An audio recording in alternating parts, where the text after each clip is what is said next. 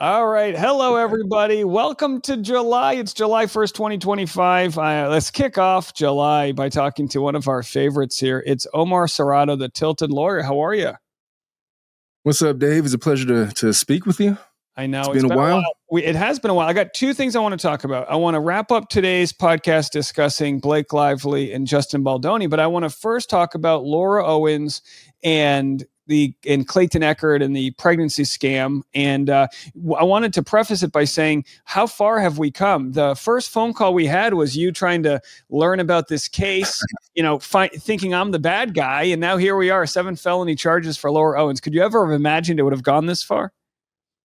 I mean, I couldn't have imagined any of it, to be honest with you. I thought it was just something I was going to talk about for like 30 minutes on like a random podcast that I was doing, but it turned into so much more. But yeah, we're way past like the initial trying to learn about the case. I feel like I know enough, and I've certainly had my own experiences with certain people in the case, and so here we are.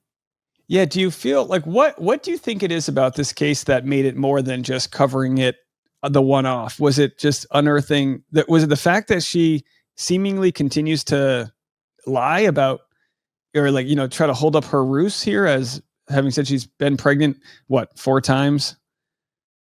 Well, I mean, being a family law practitioner, Laura Owens honestly is not the most shocking thing about this case to me, anyway. I mean, there's lots of people that go into court and they lie in court and they try to perpetrate their lies and they never ever get in trouble for it. And there's many reasons for that. But for me, the shocking aspect of this case was she found an attorney that was willing and did, in fact, enable her to the point where not only did she get destroyed at trial, not only was she ill prepared for trial, not only has he dragged her through this appeals process, but I feel like the way that he's represented her has led to her getting felony indicted in Arizona. That's just something you don't ever see in family law. And the extent that she's being forced now to face up for all of these lies, that is something that is shocking in and of itself. And I know, yeah, the fake pregnancies and all of that, sure, 100%, all of that's really salacious. But the extent to how far she's now been targeted by the DA is shocking. Yeah, so we had David Gingras. Now, he, of course, follows her delusion and wants to fight tooth and nail to the specifics of how she must have been pregnant. Well, now we've got Dr. Medchill, the guy that was her expert doctor witness. You dribble before you shoot. That guy, they got him out of retirement from Florida. He's a possible witness. I'm listed as a possible witness. What did you think seeing Sean the contractor, all of the former victims? Like, what did you think? Was that like a normal size witness list for a case this size? Yeah, I mean, generally witness lists are bigger than they need to be. You're not going to call every single witness. I'd imagine that the reason why they're going to call you and the reason why they're calling Dr. Medchill is not because of his medical expertise. There's better experts out there. It's going to be a mechanism to expose her general overarching plan to defraud or to extort certain individuals. What did she represent to doctors? What did she represent to you, Dr. Medchill, these HCG tests? Okay, so did she follow up? Did she do this or that or whatever? No. And then they'll bring in another expert to say how that's kind of ridiculous and preposterous. And sort of how you saw it play out in family law, but it's going to be a little different in criminal court. They're just trying to expose, they've accused her of coming up with this fraudulent scheme to extort individuals. So now they have to show the jury how the plan worked, exactly what she represented to whom, and how it worked in the general overarching theme of things, I guess, so to speak. Yeah, and I mean, the biggest frustration I had with the initial trial was how short it was. It was supposed to be 45 minutes. They extended it to 2 hours, and it was like some sort of weird speed test to see how quickly you could get everything in because there's so much more to the case. What do you expect this trial, if it goes to trial, how long it would be? Oh, a couple of weeks. And it's not going to be a 2-hour trial, that's for sure. The state has a burden. So they're going to be able to expose and present all of the evidence that they have, and they have to. Because they've also introduced aggravating factors. Like one of the things that I stated was probably going to be the goal for whoever the defense attorney was going to be was try to get her to plead guilty to one of the counts in a way that doesn't see her serving any time in state prison. Like whatever that means, supervised release, ankle monitor, however they do it in Maricopa County.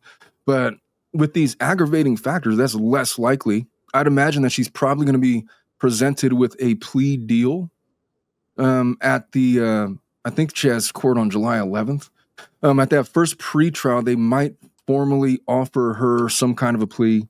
Nothing's going to be resolved on that date. I'd imagine it's going to be at least a couple of years in state prison. Obviously, they're not going to agree to that, and they're going to set another court date. Wow. So you think the first plea they offer her is going to include actual like jail time? Oh, yeah. Yeah, there's no chance they're going to offer her no jail time.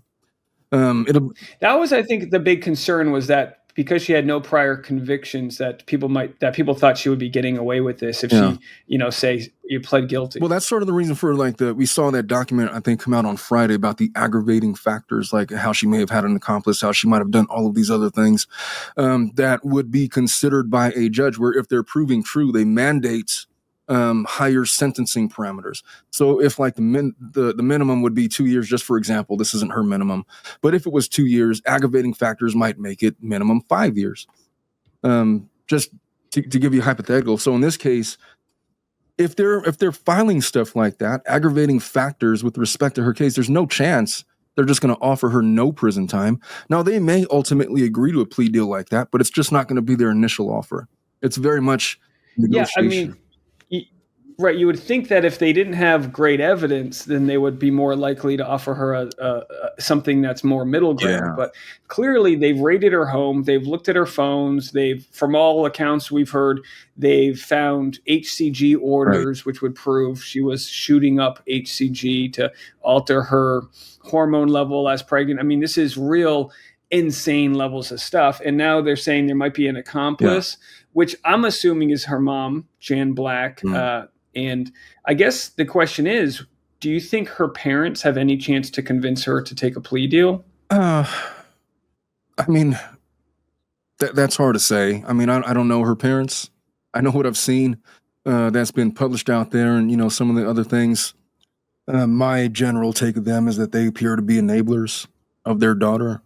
I think if there was a world a while ago where she might have came out of this with a simple apology, and I'm sorry for everything. I got to regroup. I got some issues I got to work through, and her parents might have helped her through that. But the fact that they're standing by her side, I just find it unlikely. And I see a lot of these cases where the parents, for better or worse, they're going to defend their daughter, and I feel like this is probably a case like that.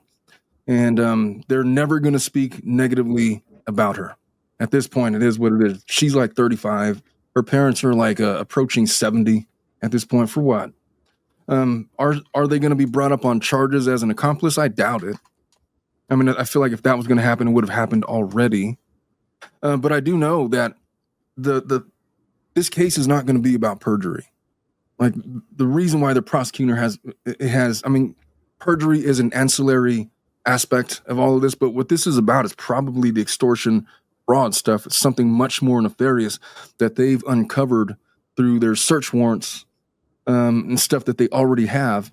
And so when I'm thinking about what kind of plea deal she's going to get, something involving state prison for multiple years at first. If they talk her down to no prison time, then her defense attorney did a wonderful job.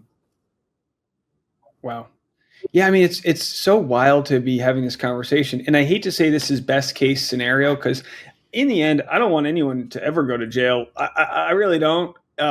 Just not in my bones. I don't think it really helps people. But again, what are you supposed to do? Yeah. These victims continue to be harassed by her. Now, you've had an interesting sort of side to this, where you've had to deal as a lawyer with some jabs by her attorney. Do you feel vindicated to see that that the state of Arizona is taking this seriously? Like, do you feel vindicated that you've been on the right side of this story? I don't know if vindicated is the right word. I just kind of called it how I saw it at the time. I never expected her to be hit with criminal charges. I think I've been vindicated ever since the June 10th trial, if that's what I was looking for. But I think that, some of the jabs from her attorney have always been, baseless, biteless at every turn. I mean, against you, against Megan Fox, against Lauren Knighty. the things that he said against me. Whenever he's had an opportunity to present his side in an objective way, it's always just miserably failed with the appellate courts. And now he's not even involved anymore. And that's a good thing because, Laura Owens is probably under better direction. But that's the other aspect of that. And I think, and it's not even a feeling of vindication. It's just how wildly I feel like representing somebody the wrong way could go wrong. Like, what's the worst that could happen? You could lose. Like, no, the worst that could happen is something much more worse. And I think we're seeing that at play right now. How much of his representation has to do with her position? I don't know, man. I just feel like there was a world, and there's multiple attorneys that tried to represent her the right way, but there was a world where none of this happens. And this story never becomes a thing. No criminal indictment. Maybe it doesn't even get to trial because some attorney convinces her to do the right thing. It just was never going to be David Gingras. And so here we are once again. Yeah, here we are. Well, I think Clayton was the perfect character. He gave her a lot of grace. He said, "You don't want this to go public. Yeah. Like, this isn't going to be like." He was confident enough to know, like, fine, you know what? You want to go public? Make it public at this point. Right. The damage is already done. And, then of course, me and my ragtag team of investigators, we all get involved, and they really prove. I think other than Gingras maybe, I don't know, losing his license or something, I think the biggest damage to him is probably the $100,000 worth of unpaid labor he did. I mean, he worked really hard for her, right? Yeah. I mean, I don't know what was in it for him. I never knew what was in it for him other than he just liked the attention. I had a theory that I talked about with Rachel Juarez that maybe he was just on his way out, and this is like his closing salvo, big FU to the legal world, and he's going to go retire to the UK or something. I don't know. It just seems like he's a guy that was not really invested in his law career anymore, and he was just acting in a way that was reckless to himself, to his client, and maybe he's just done with it all and ready for what's coming. He's ready to lose his law license. Yeah. Maybe, and he can join us on the world of YouTube at that point. Now, we've got this crazy story, and obviously, I try to tell my Baldoni audience about it, but it's kind of it's just a hard one to pick up. Yeah. It's taken them a little bit of time. Now, let's dive into the Baldoni topic here. As of now, there's been a significant loss by Justin Baldoni as the judge dismissed his defamation claim, but as far as public sentiment goes, the public is generally on his side. Yeah. So what are some sort of bigger perspective things that you're seeing play out as, audience does have to deal with that loss, but what does it really mean? Well, think of it this way. I think that an honest and objective analysis of her sexual harassment claims, we were done with pretty quickly. Like, I think we determined back in maybe January, February, that there was no bite to these claims, these allegations. So what else is there? And then we started looking for defamatory statements from her and some fraudulent scheme with her and Ryan Reynolds and PR campaigns that we were having to do all these gymnastics and stretch. Like, it had to be something like maybe Ryan Reynolds and the PR campaign were agents of Blake Lively and they were acting in her direction. And the defamatory statements would have been made directly by Ryan Reynolds at her direction. And yeah, the judge wasn't buying any of that. And it wasn't pled artfully enough to survive. And even if it was, taking that to trial and having to prove those things were a lot harder than just simply defending against the sexual harassment claims. And so you have that. And then, of course, you have the dismissal with prejudice. Maybe it was a blessing in disguise. Because here's what happens. They chose not to amend their complaints. And everybody's up in arms about it, including myself. I was like, how does this make sense? Why would they not want to hold something over her head? And I think that the simplest answer is if we could just focus 100% of our attention on destroying her reputation and her veracity to tell the truth, and the ridiculousness of the claims and being able to prove that she demonstrably lied, then there's a lot of value to that. She could face a lot of consequences with that in of herself. She may not be shielded under 47.1 that everybody's afraid of if she's found to be a liar at the time of trial. She might be subject to malicious prosecution if Justin were to prevail in his defense against the claims. But just being able to focus 100% of your strategy on that and energy on that, it takes away this opportunity for her to score all of these different points. Like, for example, this breach of contract stuff. What was the contract even? We don't know because they changed it like 80, 90, 100 times in the course of producing the film. And every single time they did that, they was like, oh, you're so creative, you're so smart, you're so this and that, and praising her all along the way. Now we don't have to worry about any of that. Let's just focus on how ridiculous it is to claim sexual harassment of you inviting somebody into your trailer while you're breast pumping, then getting upset when they accept your invitation and calling that sexual harassment. And among the other 16 things that she had outlined. So I think. Yeah. Oh, sorry. No. Go ahead. I was finished with that point. I was going to say, I think, I think it's pretty obvious so far from what we've seen that her claims of sexual harassment are made in hindsight, and she's trying to like piece together and revision the history. Now, sadly, on a film set, a lot of that history is documented, whether it's audio, video, and things like that. And we've only seen a snippet of what they can show a jury. And it feels to me as though you show that jury one or two scenes where she made real crazy accusations, and then you just show it all and let it play out.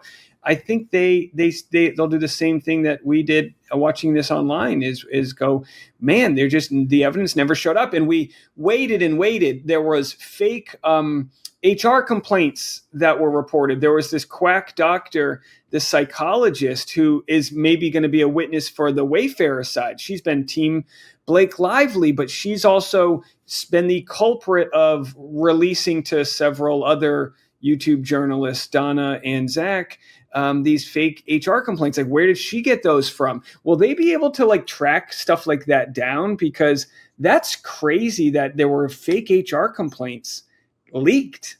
And it's either super lazy or really nefarious. But like, is that the type of stuff they'll be able to try to track down, or do they not even deal with it because it's just internet? No, fodder? I think they have to, because I think, and I'm pretty sure, as I recall in her complaint, she stated that she was unable to file an HR complaint. Like, she wanted to, and she was told that she wasn't in the right place and to go somewhere else, and then she just didn't. So if they have a fake HR complaint that purports to be from her, that's going to be problematic, because then she's lied in her pleadings. There's lots of little things like that, and focusing on that and hitting her over and over and over again with these examples of these inconsistencies. Yeah, all of that's in play. And you don't have and what's really interesting, sorry, I was going to say, you don't, and the benefit now that we don't have to worry about defamation or fraud is you don't have to tie those little bits of those inconsistencies into some contrived fraudulent scheme that you have to piece together. Now you could just show that she's a liar. Yeah, so basically you say, look, she made her initial complaint privately through the California, through a safe way where she's can't be sued for defamation. And now the real question is like not only defending yourself, but exposing her. Yeah. Will they be able to get any money outside of legal expenses at this point? Yeah, they can. They could file if they demonstrate that she so nefariously brought this complaint, that it was unreasonable, that it was frivolous, that she lied. If they could demonstrate that she lied, then they could straight up file a brand new malicious prosecution lawsuit and sue for damages off of that. So there's one of the main reasons why the judge dismissed the defamation case was this journalist from the Daily Mail, Vituska, and he actually recanted his affidavit. He said, he basically changed what he had said under oath because he said they made him sign that under duress. Have you seen this before where people take back their affidavits? Yeah, it happens.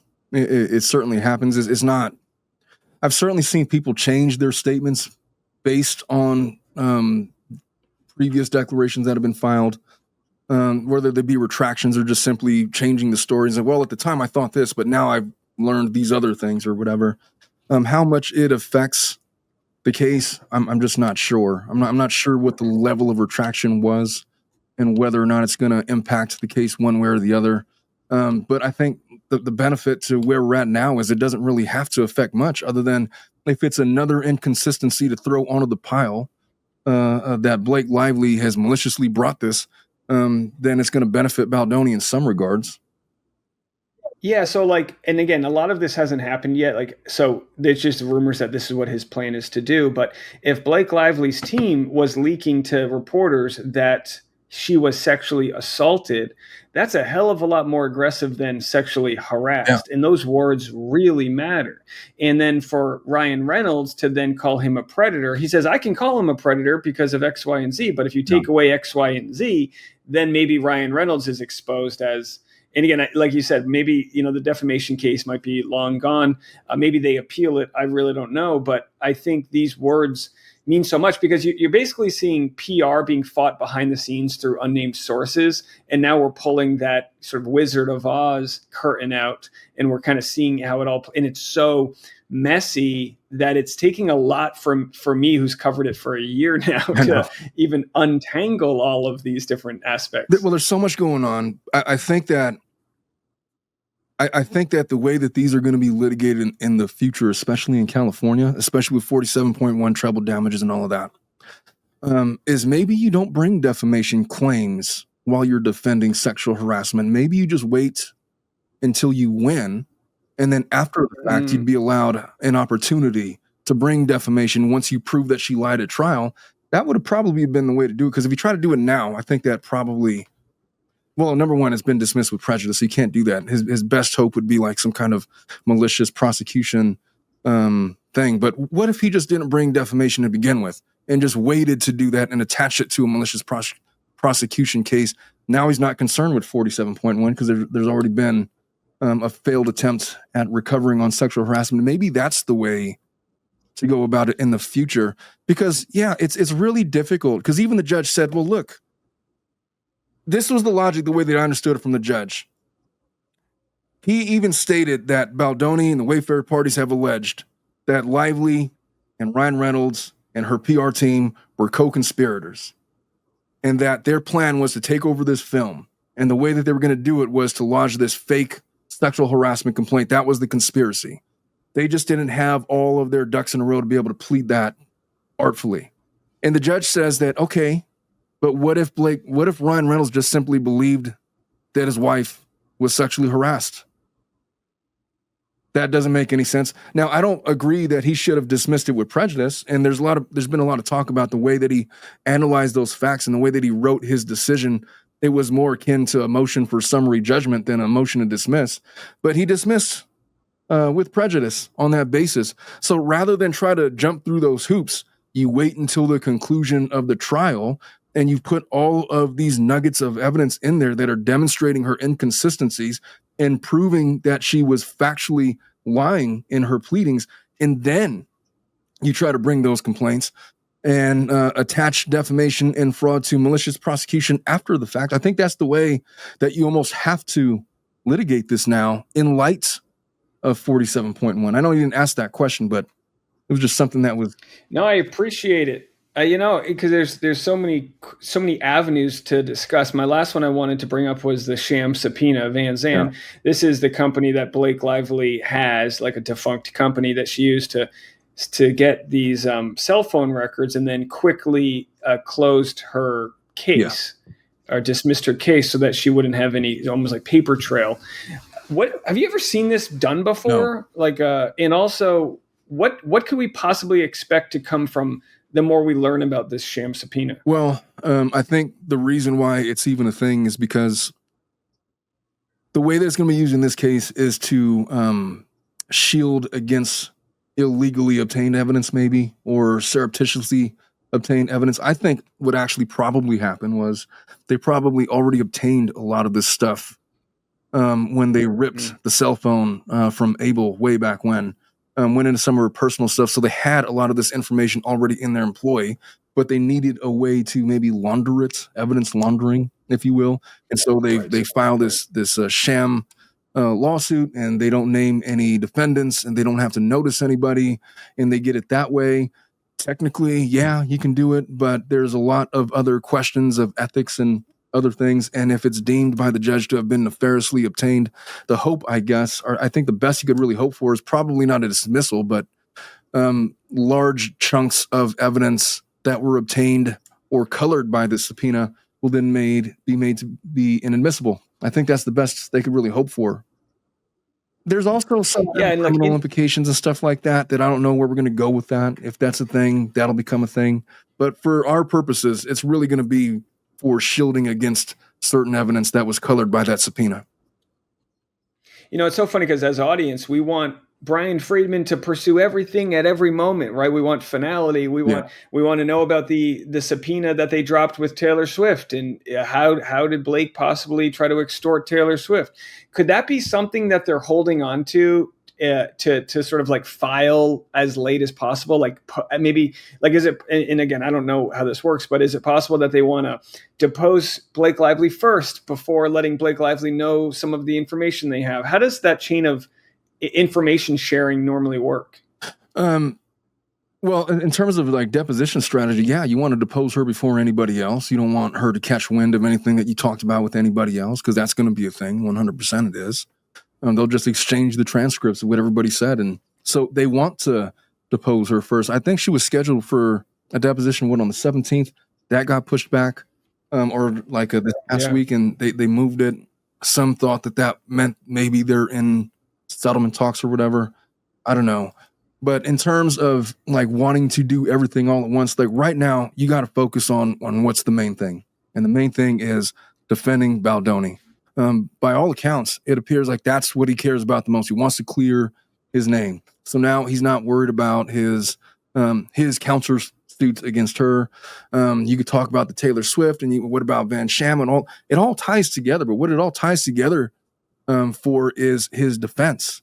And so we are dealing with it all at the same time.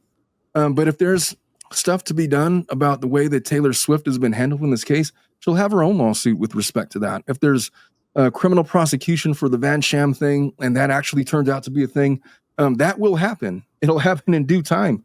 But how it affects this case is it's all going to play a role now in defending Justin Baldoni in stages, and these little nuggets of inconsistencies and these little nefarious things that have occurred to get us to where we were, back in August of last year, to where we're at now, where we've had all of this litigation. However, millions of dollars have been spent on defending this case or prosecuting this case. All of it is coming to a head, and we're prepping for a trial in March of 26.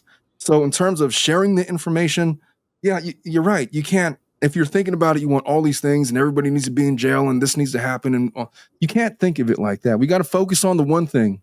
Everything else will take care of itself. If it comes to pass that Van Sham was a criminal thing, that will be prosecuted. If it comes to pass that Taylor Swift was illegally extorted, she'll probably, Lively will face civil prosecution and probably criminal prosecution.